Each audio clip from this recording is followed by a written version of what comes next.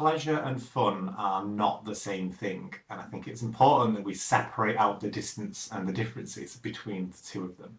So if we think about the default state of the modern man in the modern world, he's typically feeling anxious or worried or has certain concerns about the future compared to feeling fully alive and spontaneous and joyous and loving and fully committed to who he is. And this is an important separation that we need to make between this idea of pleasure and this idea of fun.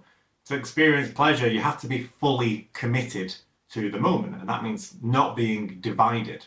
So what I'm going to be doing is, as I talk about this idea, I'm going to be just referencing and glancing at my laptop based on an essay that I've written about this idea of pleasure and of joy, and of, pleasure and of fun. And I'm going to just link that down below in the comment section. So if you are interested in reading that, you are more than welcome to read that. So to come back to this idea of conflict and of pleasure, a lot of this is based on this absolutely amazing book by Alexander Lowen called just simply called Pleasure, with the subtitle being A Creative Approach to Life, which is going to become pretty clear as to why that's important as well.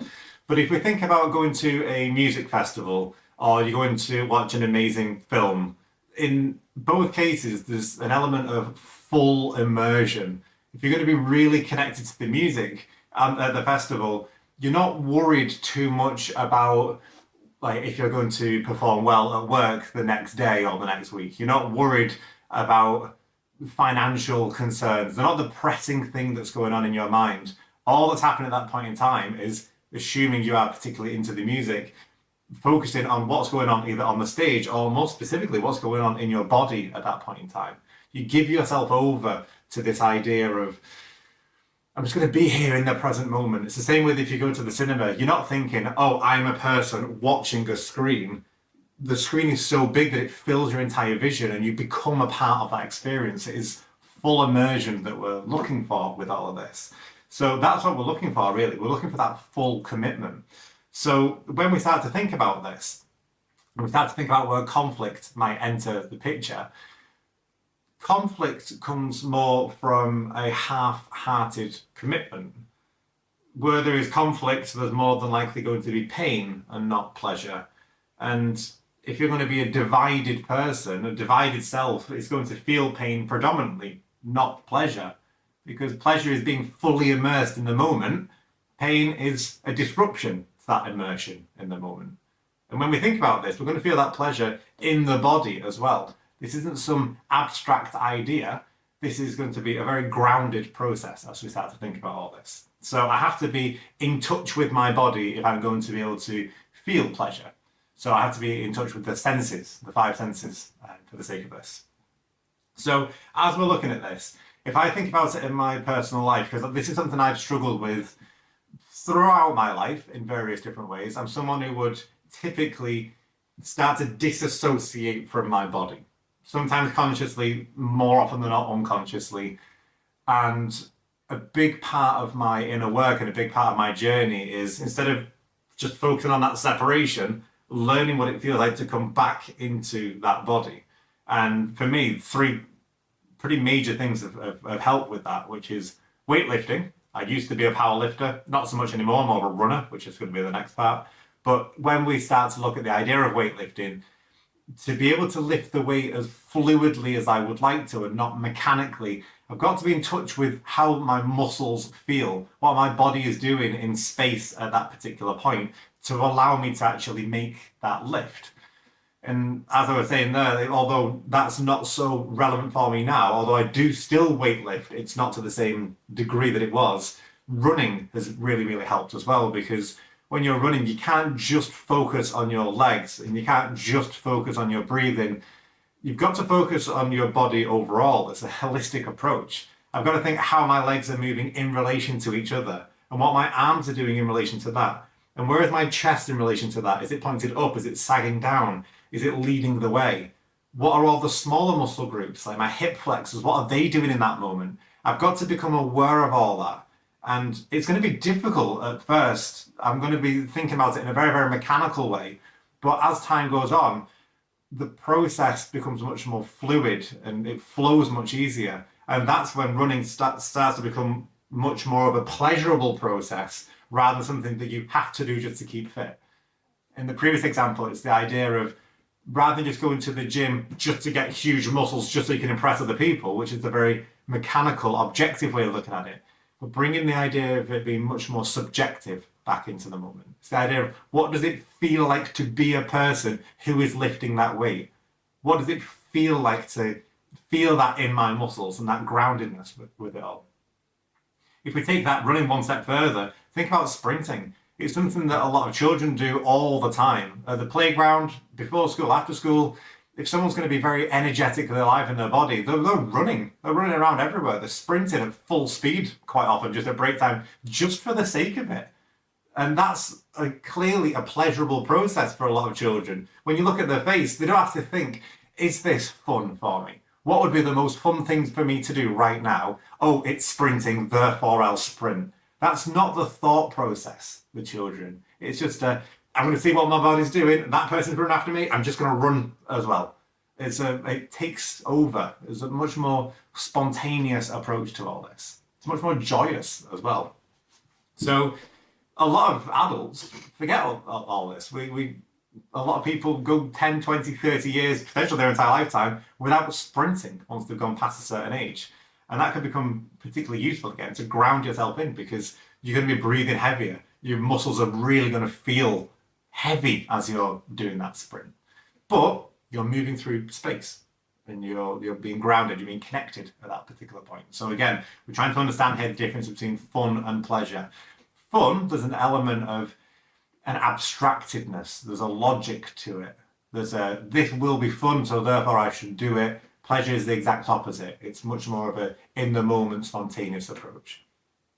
So let's summarize this down. Fun is abstract, it's mental, it's logical, whereas pleasure is grounded, it's physical, it's undeniable. I can doubt if I'm having fun. If somebody invites me to go to a pub or a bar because it's a fun experience, and the idea of drinking, which doesn't particularly appeal to me in general anyway, that can be described as fun, but then people will be largely checking, oh, you're having fun in that moment. Is it fun? Well, there's more fun. And then after the fact, oh, that was a fun night, wasn't it? There's an analysis going on there. There's an explanation. Nobody has to check if something's pleasurable. You just feel it and you just know it. And you don't have to talk about it to other people. You just know it in yourself. So wherever there is going to be freedom in movement, there's likely going to be pleasure. Might not be there at first, but it will definitely get there as we start to move further forwards. And that helps us to actually understand the difference between pain and pleasure as well. Because if pleasure is being in that moment and in that flow, then pain can just be understood as a disruption to that flow, as a blockage in that flow. That's why if the people who start running to begin with, who can't run more than, let's say, 500 meters, running's a painful process. But then you can meet people who are running 10 miles with ease and having conversations doing it. So in that case, the running itself can also be a pleasurable process. That person who's doing the 10 miles now definitely started at a much, much lower and slower speed and distance. So we've got to build up to all this. It's about trying to understand where your boundaries are and transcending those boundaries. And the unfortunate thing with a lot of this is the fact that pain can be added to pain, whereas you can't really just add pleasure to pleasure. If somebody punches me in the arm, I'm going to feel pain in that part of my body. Or if somebody then shoots me in the arm, I'm going to feel even more pain in that. Whereas, let's say, I'll use a very British example for the sake of this. Let's say it's Sunday and someone gives me a Sunday dinner. Absolutely amazing, pleasurable experience. I can't wait to have the taste, the smells, the conversation, the sounds, everything about it, pleasurable. As soon as I finish that, you give me another one, it's not going to be as pleasurable at all because I'm already full at that point in time. So when we start to understand this difference between fun and pleasure, or pain and pleasure, we need to understand how much of the outer world is matching our inner world. If I'm hungry, so that would be like my inner state, and then food is presented in front of me, and that helps to satiate that, perfect. The inner world is matching the outer world. But then if you give me, once I'm already full, another one, then there's a different situation that's opened up there. My inner world is no longer one of hunger. The outer world is then more like a threat, it's more of an obstacle. It's going to be a source of pain and not pleasure. So when I start to understand this, I need to try to think about, does my inner world match up to the outer world? That could be a much, much broader point to be able to continue with all this as well. So feeling pleasure then is inextricably linked to my body. I can't feel pleasure if I can't feel my body. So that's something we definitely need to take into account with all this.